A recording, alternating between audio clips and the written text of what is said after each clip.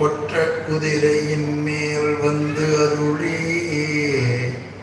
தன்னடியார் குற்றங்கள் நீக்கி குணம் கொண்டு கோதாட்டி சுற்றிய சுற்றத் தொடர்பருப்பான் தொல்புகழே பற்றி இப்பாசத்தை பற்று அற நாம் பற்றுவான் பற்றிய பேரானந்தம் பாடுதுங்கான் அம்மா.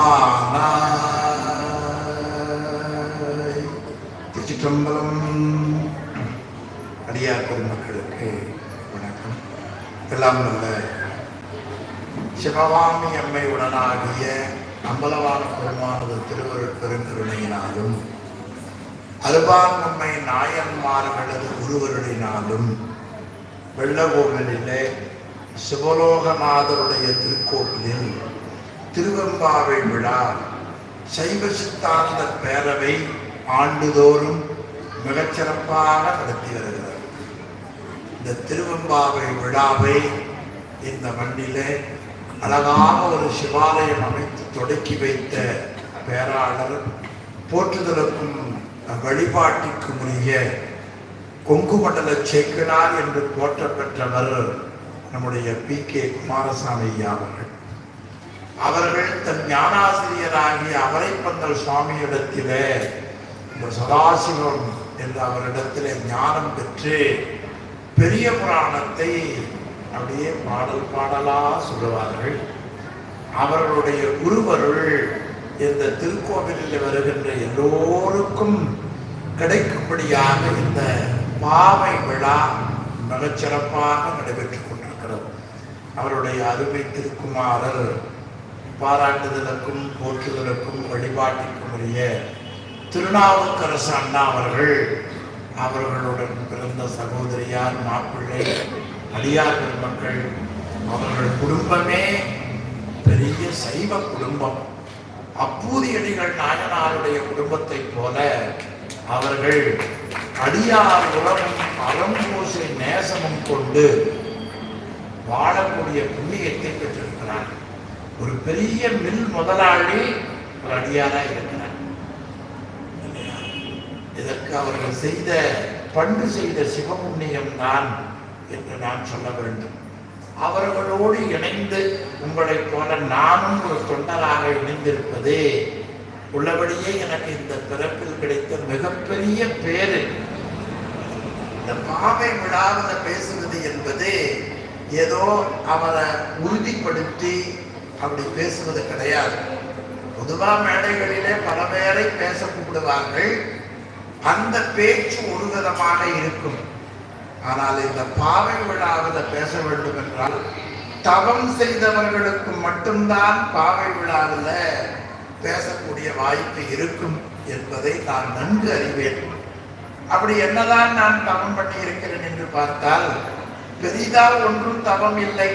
மணிவாசகர் வழியில சொன்னால் தவமே புரிந்திலன் தன் மலர் இட்டு முட்டாது இறைஞ்சாத இருப்பவன் அவமே பிறந்த அறிவினையேன். அப்படி இருக்கிற எனக்கு முதுபெரும் புலவர் முனைவர் சென்னியப்பனார் ஐயா அவருடைய திருவடிகளும் PK குமாரசாமி ஐயா அவர்களது திருவடிகளிலேயும் இருந்த ஒரு தவம்தான் எனக்கு தெரிந்த தவம். அவர்கள் செல்லுகிற பொழுது உடன் போவேன், அவர்கள் சாப்பிடுகிற பொழுது சாப்பிடுவேன், வண்டி ஏறி வருவேன். ஆனால் அவர்களுக்கு இருக்கிற ஞானம் என்பது ஒரு கடுகளவு எனக்கு வந்திருக்கிறதா என்றால் அது ஐயம்தான். எனவே அந்த தவம்தான் இந்த 10 நாள் திருவிழாவில் எனக்கு ஒரு இடமாக இந்த பாவை விழா நண்பர்கள் நமக்கு அளித்திருக்கிறார்கள்.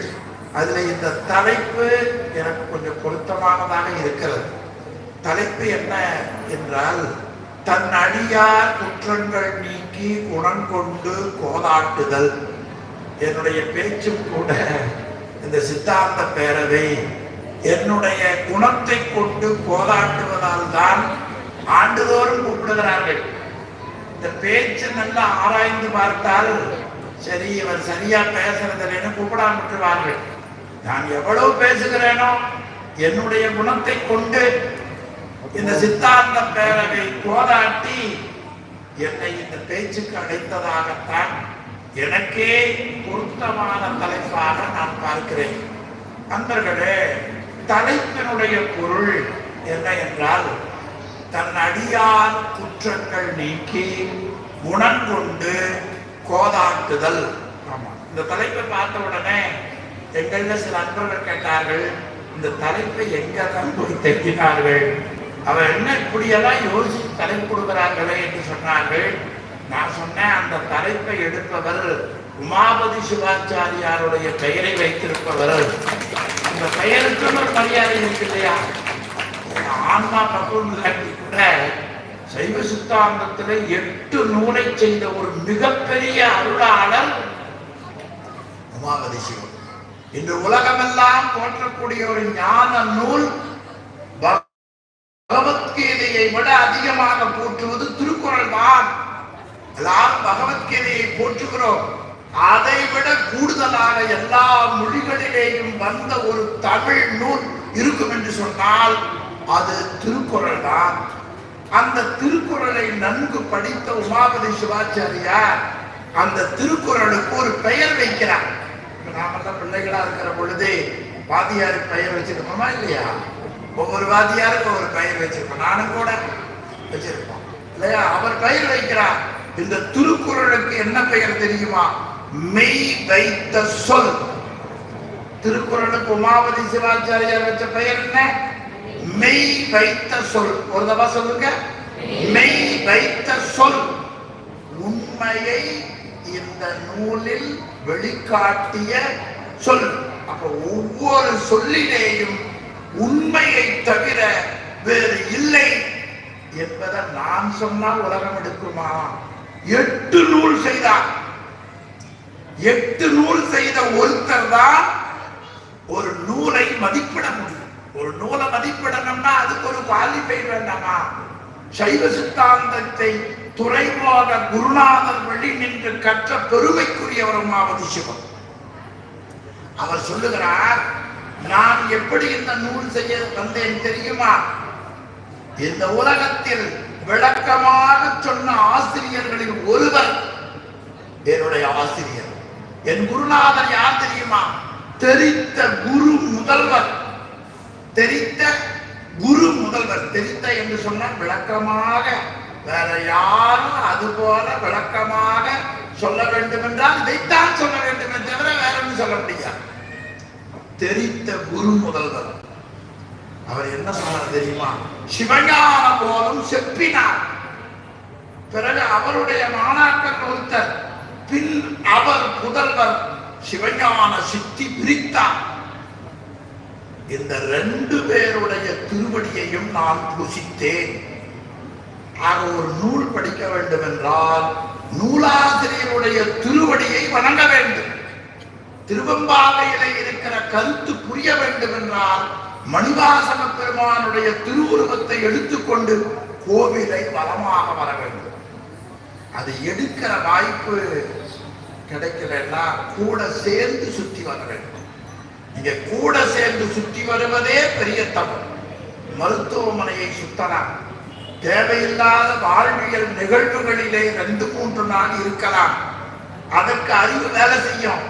ஆனால் மணிவாசக பெருமான் பின்னால போகக்கூடிய ஒரு எண்ணம் தவத்தால் வருவது. எனவே அந்த 2 திருவடியையும் நான் வணங்கினேன். பிறகு அந்த 2 நூலையும் படித்தேன். படித்ததால் அதனுடைய கருத்தை கொஞ்சம் எளிமையாக எங்களை போல இருப்பவர்களுக்கு புரிவதற்காக இந்த நூலை, சிவப்பிரகாச நூலை பாடுகிறேன் என்று காட்டுகிறார். எனவே அவர் செய்த அந்த ஒரு சொல்லில உயிர்களுக்கு துன்பம் ஏன் வருகிறது? இது உலகத்துல எல்லாரும் பேசுகிறார். எல்லாரும் எதிர்பார்ப்பது இன்பம், எல்லாரும் வேண்டாம்னு சொல்வது துன்பம். உலகத்துல எந்த மொழியில எந்த மக்களாக இருந்தாலும் இன்பத்தை வேண்டும் என்பார்கள், துன்பத்தை வேண்டாம் என்பார்கள். ஆக துன்பமும் இன்பமும் எப்படி வந்தது என்பதை ரொம்ப நுணுகி ஆராய்ந்தவர்கள் நம்முடைய ஞானாசிரியர்கள்.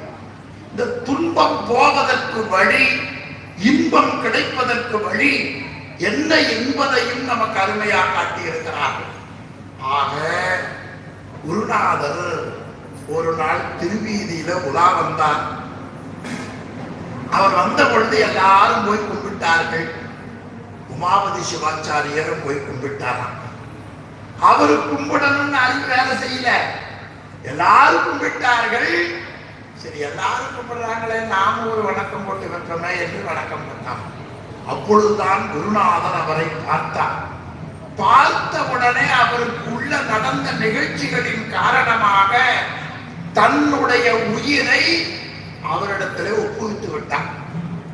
நம்ம யாராவது திருமண பருவமுடைய ஆண் பெண் பார்த்தா என்ன செய்யலாம்? ஒருவரை ஒருவர் விரும்பிக் கொள்ளுகிறோம்.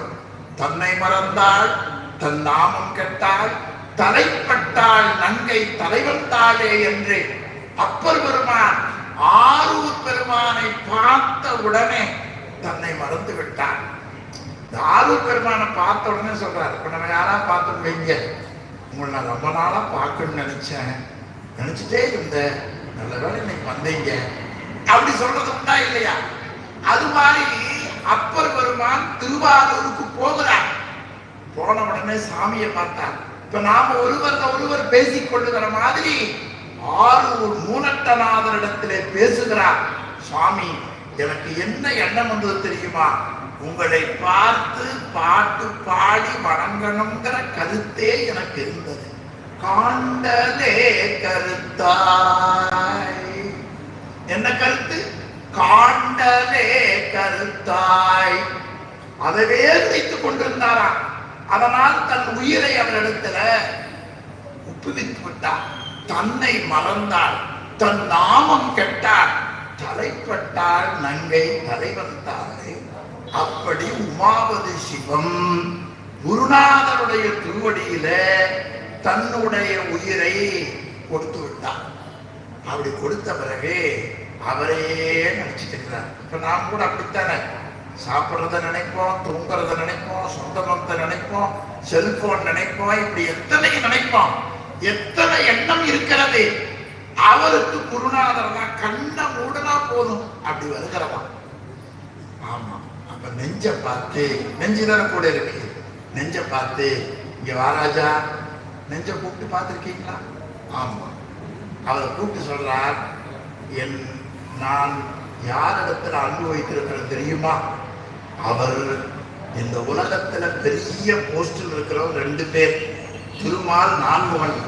அவர்கள் கண்முனைப்பால் பார்க்க முற்பட்டார்கள், அவர்களால் காண முடியவில்லை.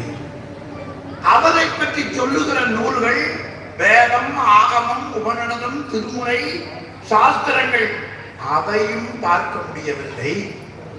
ஆக அவையெல்லாம் கடந்து அன்பால் வழிபடுபவர்களுக்கு எளிமையாக இருப்பவன் அவர்தான் உயிராகிய எனக்கு பிறப்பை கொடுத்தான். அம்மாவை பார்த்தோம்னு சொல்லுவான், இவர் தான் எங்க அம்மா, இவங்க எங்க அப்பா. நம்ம டீச்சர் பார்த்தா என்ன சொல்லுவோம்? லட்சுமி மேம் வராங்க அப்படி சொல்லுவோம், எங்க மேம், எங்க ஆசிரியர். அது மாதிரி நெஞ்சை பார்த்து சொல்லுகிறார், இந்த ஆசிரியர், இந்த அப்பா, இந்த அம்மா, இந்த அண்ணன், இந்த தங்கை உடம்பு இருக்கிற வரைக்கும் தான். உடம்பு போய்விட்டால் உயிருக்கு பேரண்ட்ஸ், அப்பா அம்மா, இறைவன் தான். அது அவர் தான் காட்டுகிறார். சுவாமி, உயிராக எனக்கு நீங்கள் அப்பன் நீ, அம்மை நீ, ஐயனும் நீ, அன்புடைய மாமனும் மாமியும் நீ, ஒப்புடைய மாதரும் ஒன்பொருளும் நீ, ஒரு குலமும் சுற்றமும் ஓரூரும் நீ, துய்ப்பனவும் உய்ப்பனவும் தோற்றுவாய் நீ, துணையாய என் நெஞ்சம் பிறப்பிப்பாய். இப்ப எல்லாம் அவர்தான். உமாபதி சிவம் நெஞ்ச பார்த்து இவர்தான் எல்லாம் கடந்தவர். அப்படி கடந்திருக்கிற சிவபெருமான் தான் எனக்கு ஏற்ற பிறப்பை கொடுத்தார். ஒரு அம்மா என்ன செய்வாங்க, பிள்ளைக்கு என்ன தேவையோ அதை அறிந்து கொடுப்பார். உலகத்தில் இதை யாரும் மறுக்க முடியாது. ஒரு குழந்தை எழுகிறது, அந்த குழந்தைக்கு என்ன, உங்களுக்கு என்னதான் வேணும், சரி இன்னைக்கு ஒரு நாளைக்கு பர்கர் சாப்பிட்டுக்க, நாளைக்கு கேட்கக்கூடாது அப்படின்னு எச்சரிக்கை பண்ணி கொடுக்கிற பெற்றோர்கள் நானும் கூட ஒருவன் தான். பிள்ளைகளுக்கு கொடுக்கிறமா இல்லையா? அது மாதிரி சுவாமி என்ன செய்தார் தெரியுமா? நீ என்ன வினை செய்திருக்கிறாயோ அதுக்கு தக்க முறையில் உனக்கு ஏற்ற பிறப்பை கொடுத்தான். எனக்கு புளிசோறு வேண்டாம், உருளைக்கிழங்கு எனக்கு வேண்டாம், கொஞ்சம் வாயுவை குடிச்சுக்குது, இரவு நேரம் மசாலா ஒண்ணு வேண்டாம், லேசா சம்பார வயல் இட்லி இருந்தா போதும். இது மாதிரி அம்மா பிள்ளையிடத்துல கேட்டு கொடுப்பதை போல, சோறு கொடுப்பதை போல, துணி கொடுப்பதை போல, நகை கொடுப்பதை போல, தூங்க வைப்பதை போல சிவலோகநாதர் இந்த உடம்பை கொடுத்தார். எல்லாரும் அங்க பாருங்க. ஆமா, டுவேட்ஸ் லெப்ட் அப்படி ஒண்ணு ரெண்டு சொன்னா ஏதோ நல்லா சிரிப்பாங்கன்னு தான் சொல்றேன். எல்லாரும் அங்க பாருங்க. அவர்தான் இதை கொடுத்தார் என்று உமாபதி சிவம் சொல்லுகிறார். அப்படி கொடுத்த இந்த உடம்பு ஒரு உடம்பா இல்ல சுவாமி, பல உடம்ப கொடுத்தார். அது எத்தனை உடம்புன்னா உமாபதி சிவம் சொல்லுகிறார், 4 வகை தோற்றம், 7 வகை பிறப்பு, 84 100,000 யோனி பேர். அதில் நமக்கு தெரிஞ்சது எது? இந்த புல்லு பூடு, மரம், செடி, கொடி, பறவை, விலங்கு, மனுஷன். அதை கொஞ்சம் வகைப்படுத்தினார். புல்லாய், பூடாய், புழுவாய், மரமாய், பல்விருபமாய், பறவையாய், பாம்பாய், கல்லாய், மனிதராய், இத்தனை உடம்பை கொடுத்தது யாரு? சிவலோகநாதர். இத்தனை உடம்பை கொடுத்தது யாரு? சிவலோகநாதர். அந்த சிவபுராணத்துக்கு பிறகு நான் பேசுகிற தலைப்பு திருவாசகத்தில் 8வது தலைப்பு திரு அம்மாள். இன்னைக்கு 8ஆம் திருநாள் ஐயா சொன்னார்கள். ஆனா நம்ம எட்டுகிற திருநாளாக தான் இருக்கிறது. அதுல ஒரு பாடல் ஆனையாய் கீடமாய் என்று தொடங்குகிற பாடல். ஆக யானை முதலா, புழு ஈரா, எறும்பு முதலா, யானை ஈரா, இந்த உடம்பை யார் கொடுத்தார்கள்? மறந்துட்டீங்க? நல்ல சத்தமா ஆமாங்க. இத்தனை பேர் முன்னையாவது சத்தியத்தை ஒத்துக்கொள்வோம். ஒத்துக்காட்டி மறந்தால வாயிலியாவது சொல்லுவோம். எதுவுமே செய்யாட்டி கூட எங்க தலைவர் இது செஞ்சார் அது செஞ்சார்னு பொய் பேசியே இந்த காலத்தை கண்டு கொண்டிருக்கிற சூழல் நமக்கு இருக்கிறது. ஆனால் எல்லாம் செய் வந்த சித்தன் என் உயிரில் கலந்தவனை சொல்லுவதற்கு இந்த 10 நாள் தான் உங்களுக்கு வாய்ப்பு. எல்லாம் செய் வல்ல சித்தன் என் உயிரில் கலந்தான், அவனை சொல்லுகிற வாய்ப்பு உங்களுக்கு கிடைத்தது. அதில் கலந்து கொள்ளுகிற புண்ணியம் எனக்கு கிடைத்தது. ஆனா அவன் தான் உடம்பை கொடுத்தான். அப்படி அந்த உடம்பை கொடுத்த பிறகு நாம் என்ன செய்யணும்? ஒரு நல்லவங்க பழக்கத்தை வைத்துக் கொண்டு நல்ல புத்தியை படிக்கணும். இதெல்லாம் எல்லாத்துக்கும் வரணும். ஆனா என்னுடைய கெட்ட நேரம் நல்லவங்க தொடர்பு எனக்கு கிடைக்கல. கெட்டவர் ஜாபதாசம் கிடைச்சு.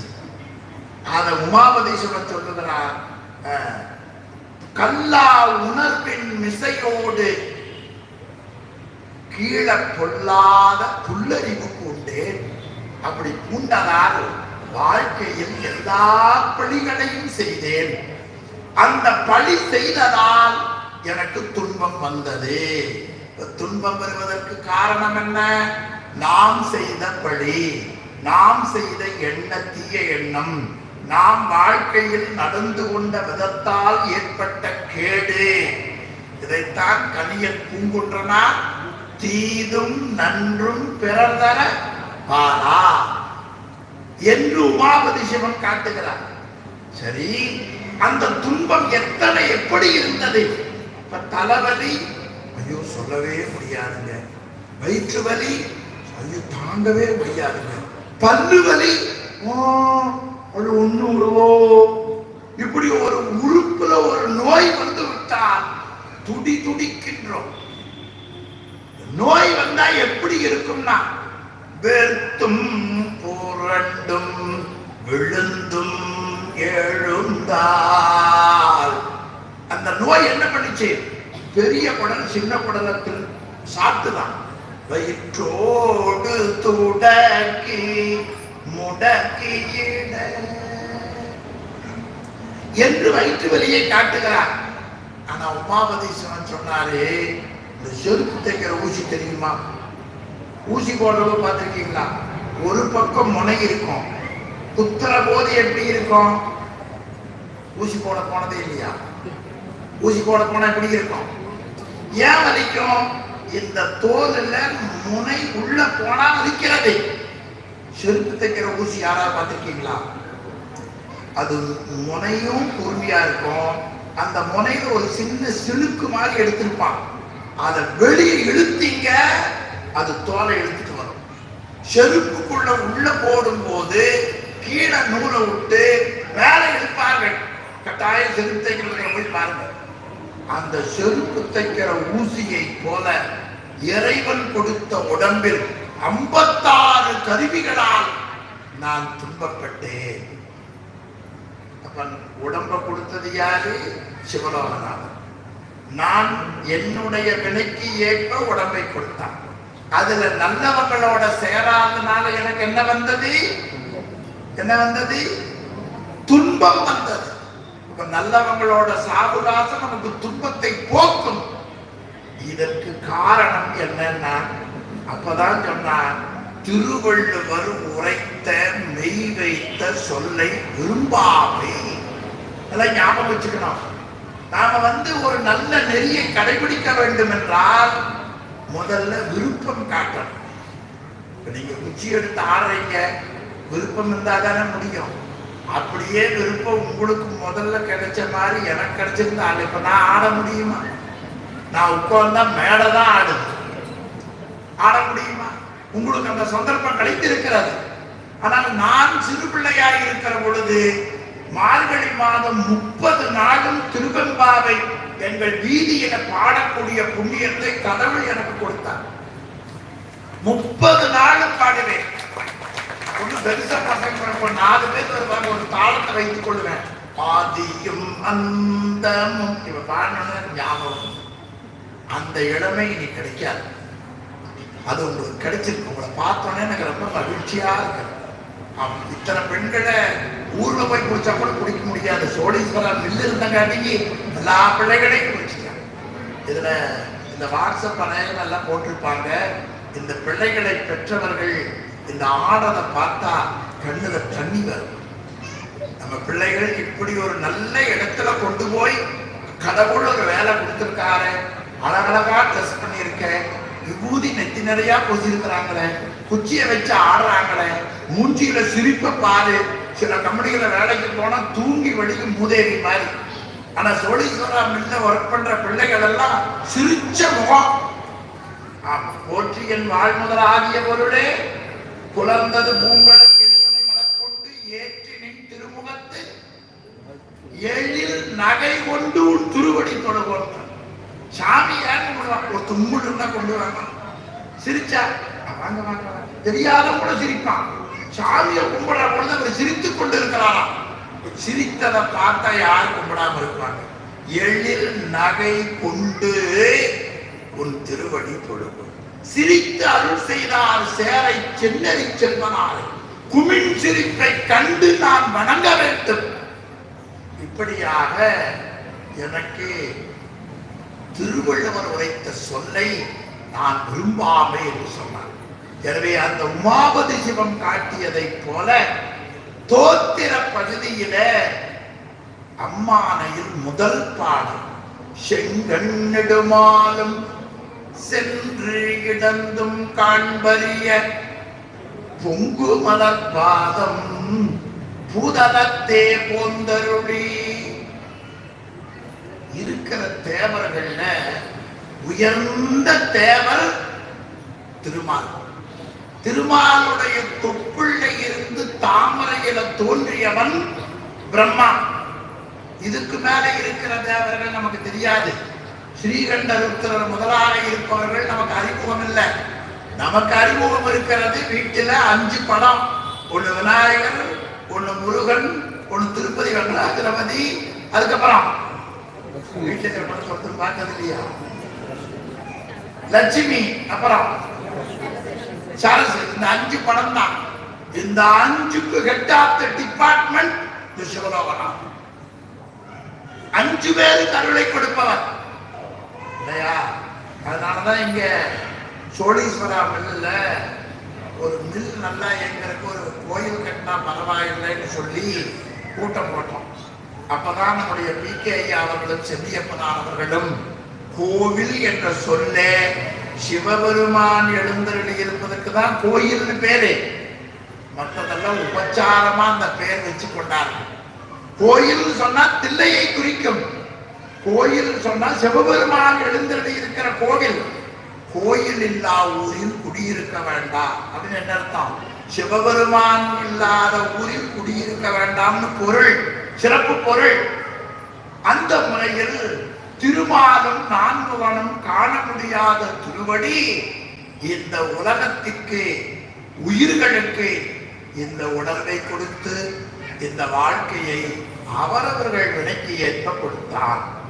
அப்படி கொடுத்த பொழுது என்றாவது ஒரு நாள் இந்த உடம்பை இறைவன் அம்மாவுடைய வயிற்றுக்குள் உயிருக்கு இலவசமாக கொடுத்தான். இந்த உடம்பு அத கண்டபத்துல பாடுகிறார் 2வது பாடல்ல.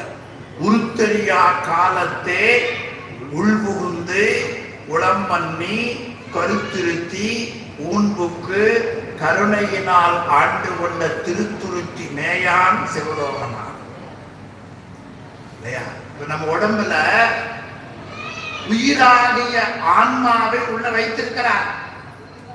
இந்த உயிர் உள்ள இருந்து பார்க்கதான் கண்ணு பார்க்குது. ஒரு பொருளை பார்க்கணும்னா எதுல பார்க்கணும்னு நினைக்கிறீங்க? காதுல தானே. நல்ல ஒரு லட்டு கொடுத்தாங்க, காதை இழுத்து உள்ள போடுவானா? யாராவது போட்டா என்ன போலக்கிறவ என்ன சொல்லுவான்? காதுல போடுறது இல்ல சாமி, வாயில போடுறது சொல்லுவானா? சொல்ல மாட்டான்.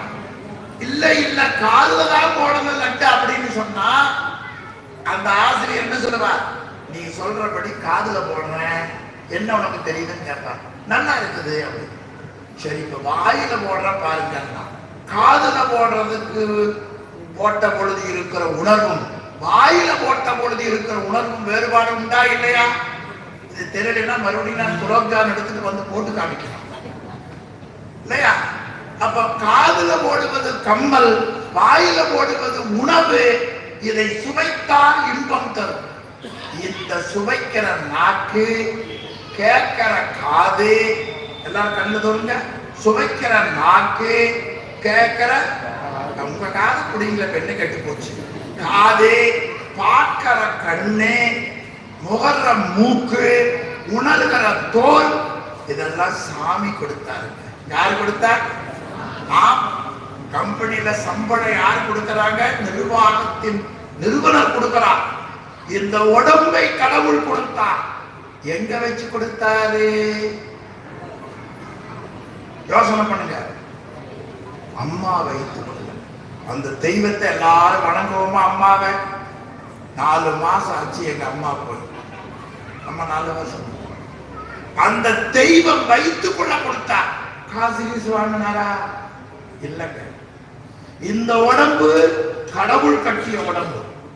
நாம குடியிருக்கிற உடம்பு நாம கட்டினது. அந்த வீட்டுக்குள்ள சுவர் இருக்கிறது இருக்கா? செங்கல், சிமெண்ட், மணல், கம்பி, ஜல்லி, தண்ணி, இவ்வளவுதான் இருக்கு. இந்த உடம்புக்குள்ள மேல பாருங்க தோல், அதுக்குள்ள போனா சதை, அதுக்குள்ள போனா நரம்பு, எலும்பு, ரத்தம், மூளை, சுக்கிலம், 7 பொருளை வைத்து இந்த உடம்பை அம்மா வயிற்றுக்குள்ள கட்டி கொடுத்தான். இங்க செங்கல் இல்லைன்னா போன் பண்ணா வரும், சிமெண்ட் பத்திரனா போன் பண்ணா வரும், எலும்பு பத்திரனா கடவுள் எங்க போன் பண்ணாரு? புரியல உங்களுக்கு? சதை கொஞ்சம் கன்னத்துக்கு வைக்கிற போது 10 லேட்டு வைங்க. சாணி வலிக்கிற போது பொங்கலுக்கு சாணி பத்திர மாதிரி சதை கொஞ்சம் கன்னத்துக்கு 10 லேனா எங்கிருந்து கொண்டு வர்றது? இவையெல்லாம் சிவலோகநாதன் கொடுத்தார். இலவசமாக கொடுத்தான். அப்படி அவன் இந்த உடம்பை உயிராகிய நமக்கு இலவசமாக கொடுத்தான் இல்லையா? இது என்னைக்காவது ஒரு நாள் உணருவோம். அப்படி உணர்கிற பொழுதுதான் அவரை வணங்குகிற எண்ணம் வரும். அதை மணிவாசக பெருமான் தெய்வம் என்பதோர் சித்தம் உண்டாகி சிலப்பதிகாரத்தில் இளங்கோவடிகள் காட்டினார். இப்படி கோவலன், கண்ணகி, மாதவி கதாபாத்திரங்களை அமைத்து இந்த வரலாறை நீங்கள் கேட்டீர்களே, இதிலே இருந்து என்ன தெரிந்து கொண்டீர்கள்? வினைக்கு ஏற்ப பிறப்பு என்பதை அறிந்து கொண்டீர்கள். இந்த வினையை கொடுப்பவன் கடவுள் என்பதை தெளிந்து கொள்ளுங்கள். தெய்வம் தெளிவின் அது பத்தலைன்னா தெளிந்தோர் பேணுமின். யாராவது படிச்சவங்க இருந்தாங்கன்னா அவங்க காலை என்ன பண்ண வேண்டும்? கும்பிட வேண்டும். தெளிந்தோர் பேணுமின். அந்த கருத்தை தான் தெய்வம் என்பது ஒரு சித்தம் உண்டாகும். அப்ப நீங்க தெய்வம் தான், கடவுள் தான் உயிராகிய நமக்கு உடம்பு முதலியவைகளை கொடுத்து வினைகளை கொடுத்து வாழ வைக்கிறான். இந்த உண்மை நாம் உணர வேண்டும். இப்ப கண்ணாடி வேணும்னு வைங்க. சில எழுத்து தெரியலைன்னு அந்த கண்ணாடி வச்சிருக்கேன். இதை போட்டா தான் தெரியும். திருவம்பாவை விழா. இந்த கண்ணாடி இருந்தா தான் எழுத்து தெரிகிறது. கண்ணே இந்த கண்ணாடி வாங்குறதுக்கு 50,000 ரூபாய் செலவு. ஆபரேஷன் பண்ணி கண்ணாடி இந்த கண்ணையே கொடுத்தாங்க. என்னங்க காசு வாங்கணும்? சத்தியமா நினைச்சு பார்க்கறாங்க. நெஞ்சு வலிக்கிறது. இந்த கண்ணாடிக்கு 50,000 ரூபாய் செலவு. இந்த கண்ணை கொடுத்தாங்க. காது கேட்கிறேன்னா ஒரு மிஷினை வச்சா 30,000 ரூபாய் செலவு இல்லையா? இந்த காதை கொடுத்தாங்க இல்லையா? அப்படி கொடுத்ததை நீங்க மனசுல வாங்கணும் இல்லையா? அப்படி வாங்கின உடனே பெருமானே நீங்க எனக்காக இதை கொடுத்தீங்களா? நான் உங்களை ரொம்ப மிஸ் பண்றேன் அப்படித்தானே சொல்லுவாங்க. நான் உங்களை ரொம்ப ஆமா அம்மா அப்பா வந்து இப்ப நீங்க அப்படித்தானே சொல்லணும். அது மாதிரி உணர்வு வரும். இப்ப நாமும் அவரும் அன்பை பரிமாறிக்கொள்ளுவோம். இந்த அன்பை பரிமாறதுக்கு என்ன கொடுத்தான்னு தெரியுமா? நல்ல பக்குவம் உள்ள இளைஞர்கள் பழகி கொண்டா காதலை தெரிவிக்கிறதுக்கு எதை முதல்ல கொடுப்பாங்க? பாவம் கொடுக்க தெரியா போச்சு. சோழேஸ்வரன் இருக்கிறதுனால எதை கொடுப்பார்கள்? பூவை கொடுப்பார்கள். பூவை எடுத்து சாமி கால்கடிய வைக்கிறது இந்த உடம்பை கொடுத்த நன்றியை, அன்பை தெரிவிப்பது. சரி, அப்படி அன்பை தெரிவிப்பதற்கு எதை வைக்கிறோம்னா பூவை கொடுக்கிறோம். சரி, ஒரு அம்மா ஒரு பிள்ளைக்கு அழகா பரதநாட்டியம் கற்றுக் கொடுக்குறாங்க. அப்படி கற்றுக் கொடுக்கிற பொழுது அந்த டீச்சர் சொல்ற பொழுது சரியா வாங்கலைன்னா அம்மா என்ன சொல்லுவாங்க? கவனமா படிப்பாங்க. தப்பு பண்ணாம என்ன சொல்லுவாங்க? சமத்து, இன்னைக்கு தெரியல, நாளைக்கு படிச்சுப்பா என் பையன் சொல்லுவானா இல்லையா? புரியல பொழுது எந்த தாயும் தன் பிள்ளை என்ன சொல்ல மாட்டாங்க? தவறு சொல்ல. அவன் இன்னைக்கு வரல, நாளைக்கு படிச்சுப்பான். நாளைக்கு சொன்னா நாளானைக்கு படிச்சுப்பான். ஒரு தாய் தன்னுடைய குழந்தையை தவறு சொல்லாமல் இன்னைக்கு படிக்கலன்னா நாளைக்கு படிப்பான், நாளைக்கு படிக்கலன்னா நாளானைக்கு படிப்பான் என்று தாய் சொல்வதை போல இறைவன் இந்த ஜென்மத்தில் அவன் திருந்தவில்லை என்றால் அடுத்த ஜென்மத்தில் திருந்துவான். அடுத்த ஜென்மத்தில் திருந்தலைன்னா அடுத்த ஜென்மத்தில் திருந்துவான். இந்த ஏனைய அன்புக்கு தாய் அன்புக்கு என்ன வித்தியாசம் தெரியுமா? ஒன்று சொல்லுகிறேன் பாருங்கள். நாம யாராவது ஒரு தவறு பண்ணிட்டோம்னு வைக்க, பண்ணாம இருந்தாலே கூட இருக்கிறவே இவன் தான் தப்பு பண்ணான்னு போலீஸ் முடிச்சு கொடுத்துருவான். சில பேர் தவறு பண்ணி இருந்தால் இந்த இவர் தாங்க தப்பு பண்ணான்னு சொல்லுவான். இது உலகியல். ஆனா அம்மா அன்பு என்ன தெரியுமா? தப்பே பண்ணாலும் அந்த அம்மா என்ன சொல்லுவாங்க? என் பையன் தப்பு பண்ணிட்டான், அதை வேணும் நான் பண்ணுவான், அவனுக்கு கெட்ட நேரம் அது வந்துருச்சுமா. நீங்க பார்த்தது இல்லையா? தப்பே பண்ணியிருந்தா கூட என்ன பண்ண மாட்டாங்க அம்மா. இதுதான் கோதாட்டுதல் என்று பொருள். கோதாட்டுதல்னா என்ன? அவன் தப்பு பண்ணா, வேணும்னா பண்ணா, அவன் திருந்திக்குவான். என்று உயிருக்கு ஆதரவு தெரிவிக்கிற ஒரே ஆன்மா தாய்தான்.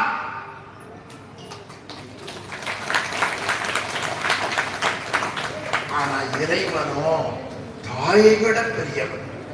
தாயினும் சால பறிந்து தாயாகி தந்தையாகி தாங்குகின்ற தெய்வம். அம்மா ஒரு பிறப்பில போதாட்டுகிறார்கள். சிவலோகநாதர் நாம் எடுக்கிற பிறப்பெல்லாம் போதாட்டுகிறார். அதுல அம்மா என்ன சொல்லுவார்கள்? எல்லாரும் முன்னால குற்றத்தை விட்டு திருந்துவார்னு சொன்னா கூட தனியா போய் சொல்லி கொடுப்பாங்க. அது மாதிரி சிவபெருமான் என்ன செய்வான்? அவரை வணங்குகிற அதிகாரிகளுக்கு இதெல்லாம் தப்பு, இதை செய்யக்கூடாது என்று குற்றத்தை நீக்கி எவ்வளவு நல்லதோ அதை உயர்த்தி சொல்லுவார்கள். தம் அடியார் குற்றங்கள் நீக்கி எவ்வளவு நல்லதோ குணம் கொண்டு. நம்ம மக பாடுன அழகா அதுல பூபால ராகமா அல்லது என்ன ராகம்னு சரியா பொருந்தலைன்னு ஒரு ஓதுவார் தான் சொல்லிடுவார் இல்லையா? ஆனால் அதை என்ன சொல்லுவார்? இன்னும் கொஞ்சம் மாத்தணுமா, நீ ட்ரை பண்ணு, இன்னொரு முறை சொன்னா வந்துடும். அதுதான் குற்றங்கள் நீக்குதல். பிறகு குணம் கொண்டு உனக்கு நல்லா வந்துருச்சு, என்னை விட நல்லா பாடுற அப்படின்னு சொன்னா போதும், வந்துடும். ஒரு பெரிய பாடகர் இருந்தார். அவர் பாடகர் பாடுறாருன்னா 1,00,000 பேர் போடுவாங்க. அன்னைக்கு தமிழ் வாசிக்கிறோம், அந்த மிருதங்க வாசிக்கிறோம் வராம கச்சேரியில. கச்சேரியில மிருதங்கம் இல்லைன்னா பாட்டு எடுக்காது. மைக்கில் என்ன பாட முடியுமா? எடுக்காது. உடனே அந்த நிகழ்ச்சியாளர்கள் சொன்னாங்க, சுவாமி மிருதங்க வித்வான் பரவாயில்ல, ஏதாவது இந்த பஜனை பாடல் பாடுற மிருதங்க இருப்பான், கூட்டிட்டு வாங்க. அவரிடத்துல போய் இந்த பாடகர் நீங்க, ஐயோ நான் செத்தே போறேன், அவருக்கு போய் நான் வாசிக்க முடியுமா என்று பயப்பட்டான். இல்ல நீ வா ஐயா. வந்தோன்னு நடுங்கிட்டே வந்தான். வந்து அவர் இடத்துல வணங்கணும், எல்லாம் கவனமா கவனிக்கணும். வணங்கணும். சுவாமி நீங்க எங்க, அடியே எங்க, நான் போய், நீ வாப்பா பரவாயில்ல, நான் உன்னை அப்படியே வச்சுக்கிறேன், சும்மா தப்பன் தட்டு தகுந்த மாதிரி நான் மேனேஜ் பண்ணிக்கிறேன். சரின்னு உயிரை கையில முடிச்சுட்டு மேடையில ஏறி ஓரமா கொண்டு மிருதத்தை கையில முடிச்சோம். அப்ப ஒரு பாட ஆரம்பிச்சார். உடனே என்ன பண்ணார்? நல்லா வாசிக்கிறேன், பலே சபாஷ் அப்படின்னார். அப்புறம்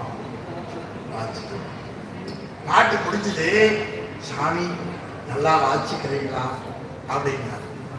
அவர் சொன்னார், முதல்ல கொஞ்சம் பாட்டுக்கு லேசா வாசிச்ச, அப்புறம் நீ பாட்டுக்கு வாசிச்சேன்னு. நீ பாட்டுக்கு பாட்டுக்கு வாசிச்சாரு. என்ன பண்ணாரு? நீ பாட்டுக்கு. அதுதான் குணம் கொண்டு கோலாட்டுதல்.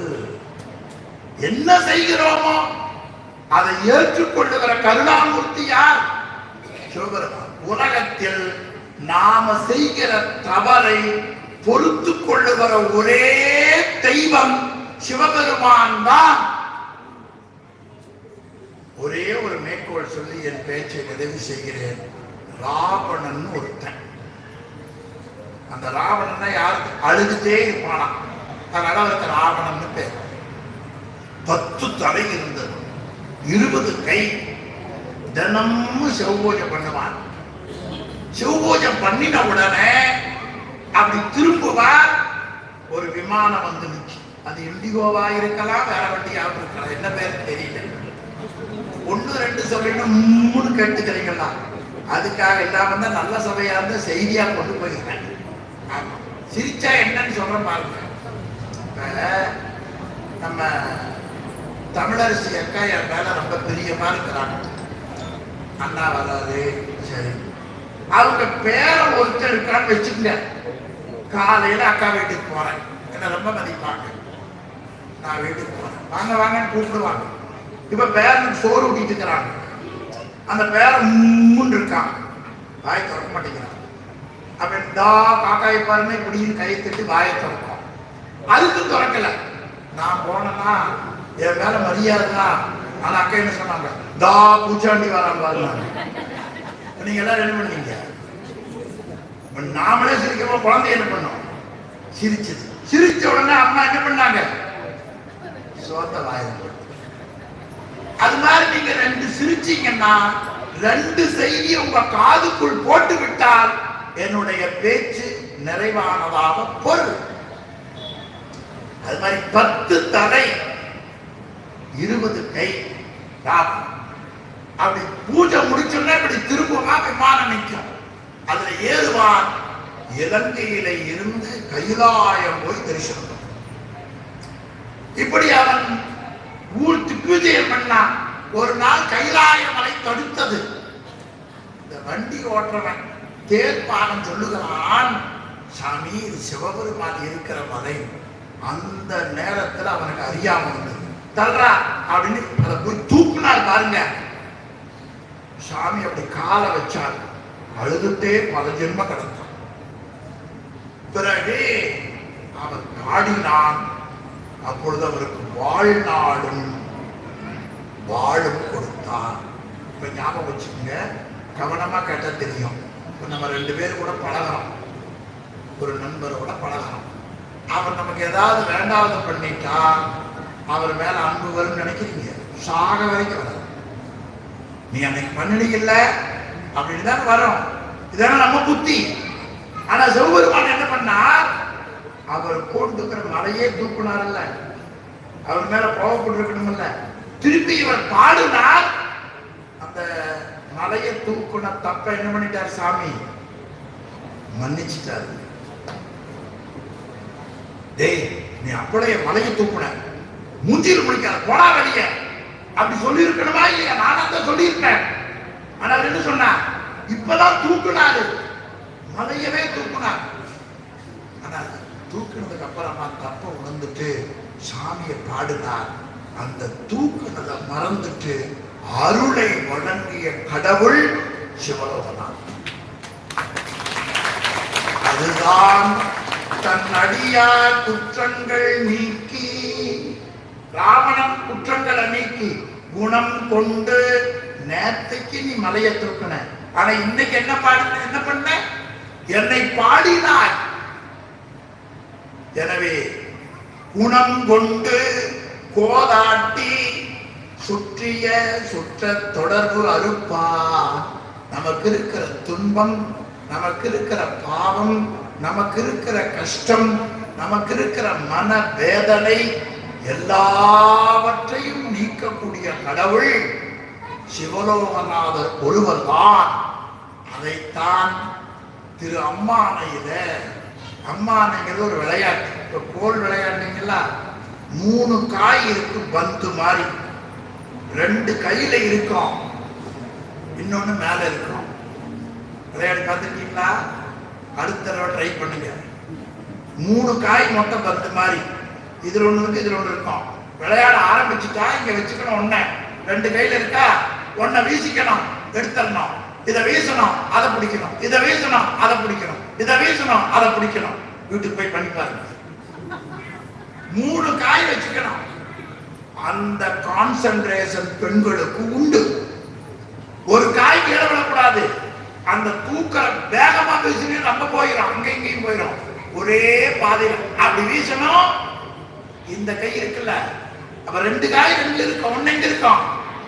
மேல இருக்கான்னு பாருங்க. மேல இருக்கும். இதை இப்படி வீசணும், அது வந்துடும். இப்படி வீசணும், அது வந்துடும். இப்படி வீசணும், அது வந்துடும். அப்படி வீசிக்கொண்டே பாடுகிற ஒரு மன ஒருமைப்பாடு நம்முடைய மகளிருக்கு உண்டு. பாடுதல் மட்டும் இல்ல. சில பேர் இந்த பூசையில சில பேர் மணி அடிப்பா தட்டு நின்றோம், தட்டை காட்டுவா மணி நின்றோம். நீங்க பூசை பண்றப்போ சில புது ஐயர் வந்தாரு, இங்க இந்த மணி நின்றோம், அது தட்டு நின்றோம். ஒன்னா தட்டு காமிக்கணும், மணியும் மணிக்கணும், தட்டு அடிக்கணும். கூட என்ன பண்ணணும்? ஆமா, கற்பனை கடந்த சோதி. 3 கான்சென்ட்ரேஷன் பண்ணணும். 3 என்ன இருக்குது? மனம் நினைக்கணும், வாய் சொல்லணும், கை செயல்படும். அது மாதிரி இந்த காயில இப்படி மேல போறது, அங்க வாங்குறது, இப்படி போறது, அப்படி ஞாபகம் வச்சு அப்படி வச்சுக்கொண்டே பாடினார். பின்னாளும் தேவருக்கு மேலாய வேதியலை, மண்ணாளும் மன்னவர்க்கு மாண்பாகி நின்ற பெற்றானை பெண்ணாளும் பாகனை பேணு பேருந்துறையில் கண்ணாக்கள் காட்டி நாயேனை ஆட்கொண்ட அண்ணாமலையானை பாடுதுங்கான் அம்மானாய். அண்ணாமலையானை பாடுதுங்கான் அம்மானாய். திருவெம்மானையில ஒரு பாட்டு. அவர் குற்றங்களை நீக்கி நமக்கு என்ன குணம் உண்டோ அதை உயர்வாக போதாட்டி நமக்கு இருக்கிற வினைகளை நீக்கக்கூடிய கடவுள் சிவலோகநாதரே என்று சொல்லி அருமையான தலைப்பு. முதல்ல சொன்னேன், நான் பேசுகிற பேச்சில என்ன குற்றம் இருக்குதோ அதை நீக்கி, நான் பேசுகிற பேச்சில என்ன நன்மை இருக்குதோ அதை போதாட்டி ஆண்டுதோறும் என்னை அழைக்கிறார்கள். அது எனக்கே அந்த தலைப்பு பொருளியா அமைந்து விட்டது. ஆனாலும் எனக்கு பிடித்த பாடல்கள்ல ஒன்று இந்த பாடல். சைவ சித்தாந்தம் நுணுகியவர்களாக இருந்தால் அந்த பாடலுக்கு எழுத்து எழுத்தாக பொருள் சொல்லலாம். ஆனால் இங்க இருப்பவர்களுக்கு என்ன முடியுமோ அதை எண்ணினேன். சிவலோகநாதர் என்னை பேச வைத்தார். வெள்ளகோயில் பி.கே. ஐயா அவர்கள் என்னை பேச வைத்தார்கள். சென்னியப்பனார் பேச வைத்தார்கள். இதில் நிறைவிருந்தால் அவருடைய திருவடி பிச்சை, குறையிருந்தால் என்னுடைய அறியாமை என்று சொல்லி இந்த அளவில் இந்த பாவை விழாவில் 8ஆம் நாள் வழிபாட்டினை நாம் செய்த தவறுகளையெல்லாம் பொறுத்து தவறு செய்யாமல் நல்ல நெறி காட்டி நம்மை உயர்வாக பேசி ஒவ்வொரு பிறப்பாக பேரின்பத்துக்கு வழிவகுக்கக்கூடிய தலைவர் சிவலோகநாதர் என்று சொல்லி என்னுடைய சிறிய உரையை நிறைவு செய்கிறேன். சிவாய